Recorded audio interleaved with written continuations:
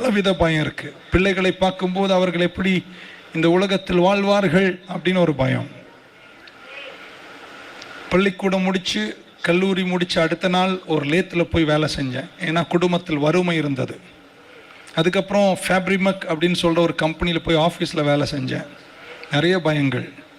எப்படி வாழ போகிறோம், இந்த உலகத்தை எப்படி சந்திப்போம் என்று நான் பயந்த நேரங்கள் எனக்கு தெரியும்.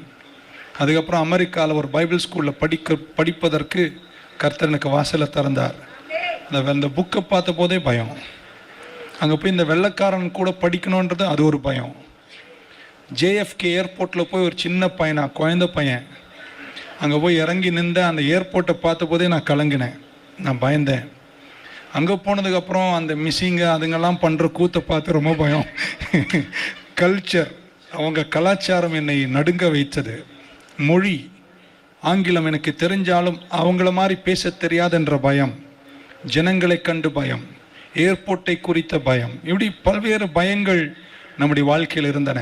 அதுக்கப்புறம் எல்லாம் படித்து முடித்து ஊழியெல்லாம் முடிச்சுட்டு சபை கட்டலாம்னு ஆவடிக்கு வந்தபோது 15 பேர் இருந்தாங்க முதல் ஞாயிற்றுக்கிழமை.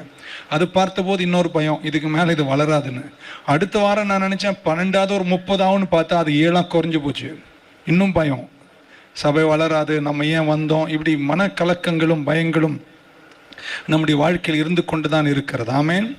நான் இப்படி சொல்ல விரும்புகிறேன், சிலர் பயப்படுவதனால்தான் வாழ்க்கையில் சாதிக்க வேண்டியவைகளை சாதிக்க முடியாமல் இருக்கிறீர்கள்.